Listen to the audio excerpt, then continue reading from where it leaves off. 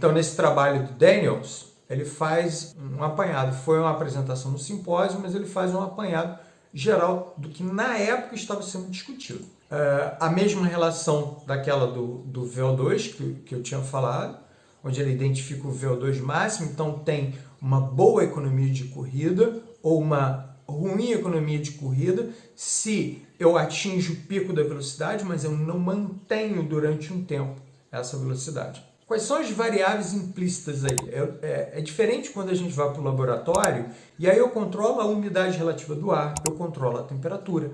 O aluno, o avaliado, ele chega no laboratório, ele já não vai direto para a esteira. Tem um processo de acomodação, eu vou monitorar ele cardiologicamente falando, então ele vai ficar em repouso determinado período, para depois iniciar o teste, tem um período de aquecimento, tal, tem uma série de fatores. O ambiente é claro, iluminação não tão pesada, focal no rosto dele, mas é bem iluminado, paredes brancas. Então tudo isso é diferente, por exemplo, se ele entrasse e tivesse uma parede toda grafitada de vermelho e preto, por exemplo, cheia de grafite. A gente sabe que isso provoca estimulações na gente. Por exemplo, é mais ou menos a mesma coisa correr com fone, ouvindo música. A gente fala, nossa, corri isso tudo? Nossa, corri nessa velocidade? Nem senti. Porque o estímulo da música, a música que você gosta, ok? A música está tão bacana que o treino fluiu.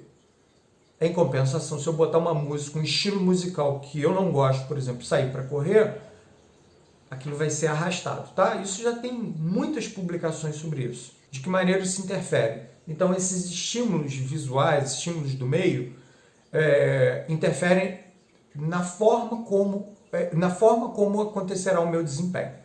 Então, por exemplo, no laboratório eu controlo o máximo possível de variáveis para focar apenas na função cardiorrespiratória, no caso, teste de VO2.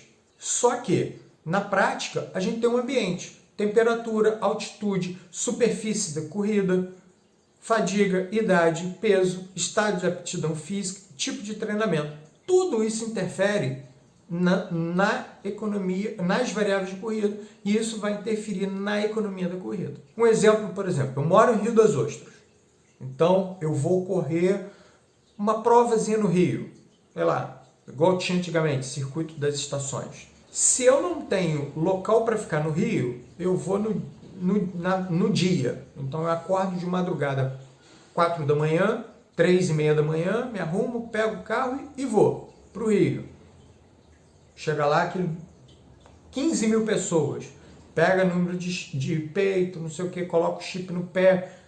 Você não tomou café direito, teve que tomar café numa padaria, não dormiu, dirigiu, chegou na prova. O meu rendimento vai ser o mesmo que eu correndo aqui em Rio das Ostras, conhecendo o local. Outra, eu estava treinando à noite. À noite aqui na nossa região venta muito. Então, Rio das Ostras, Macaé venta muito.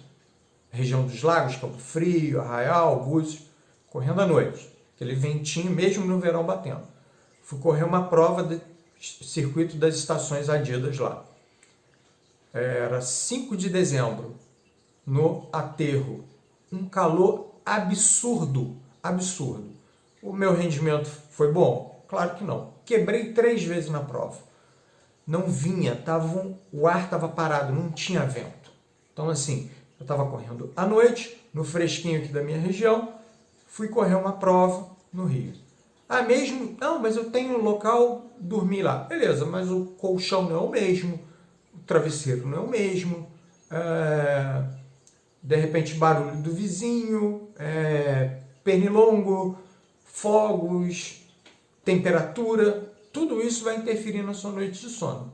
Interferindo na sua noite de sono, vai interferir no seu rendimento. E isso interfere na questão da economia da corrida. Então, todas essas variáveis que no laboratório a gente controla, quando a gente vai para a prática, para a realidade, não funciona dessa maneira. Por isso, o que a gente faz?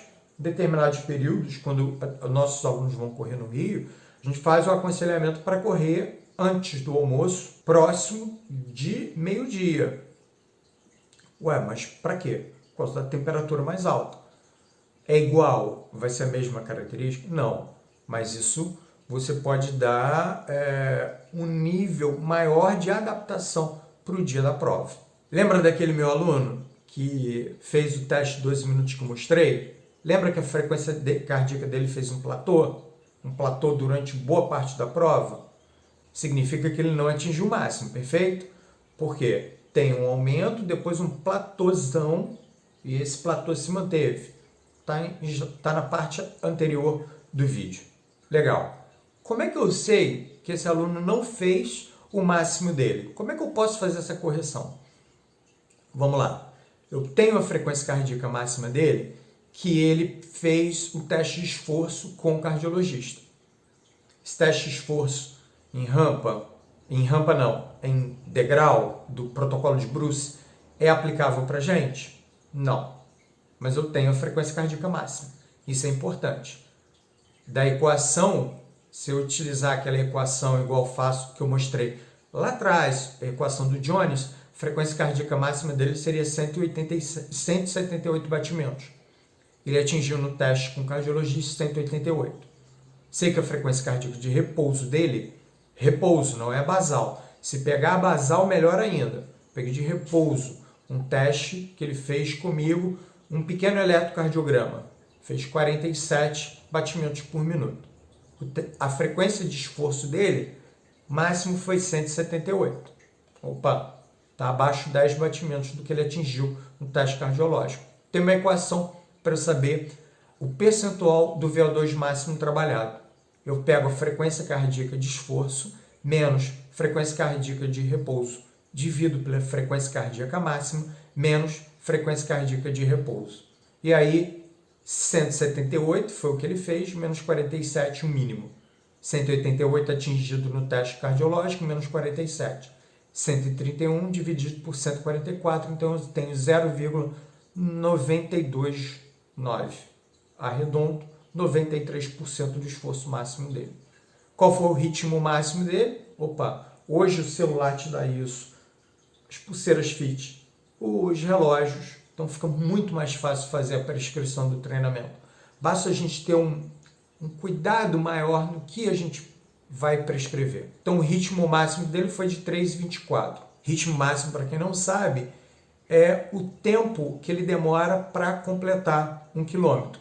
Então, durante o teste dele, que ele fez 2,9 quilômetros, quase 3 quilômetros, o ritmo máximo dele em 1 quilômetro foi de 3 minutos e 24 segundos.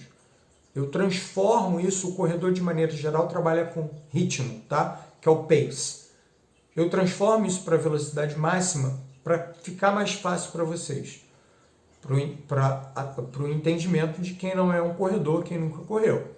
Então, a velocidade máxima que ele atingiu foi 17,65 km por hora.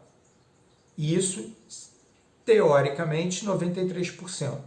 Se eu jogar isso para 100%, a VVO2, eu não posso usar esse termo, tá? Eu não posso usar velocidade VO2 máximo, porque não foi um teste incremental em esteira. Estou mostrando aqui para vocês. Teoricamente, eu pego aquela velocidade máxima dele, então, como foi 93%, eu jogo para 100%. Eu teria 19 km por hora.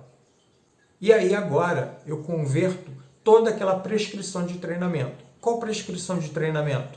Esse aluno, vamos dizer que hoje ele está iniciando um treinamento a 75% dessa velocidade máxima atingida. Amanhã ele não corre, vamos dizer, na quarta-feira, 80%, sexta-feira, 85%, e a gente termina domingo com um longão. Vamos dizer que a gente tem essa prescrição assim, linear, ok? Então, eu trabalho a prescrição em cima desses 19 km por hora. Então, teoricamente, isso é o máximo. Eu vou trabalhar, então, em cima dessas porcentagens. Lembrando, eu tenho que ajustar isso o tempo todo, porque essas variáveis são adaptáveis. Essas variáveis fisiológicas são adaptáveis ao treinamento. Lembra da aluna que saiu e foi para outro profissional? Se pegar a frequência cardíaca crua, vocês já viram o erro.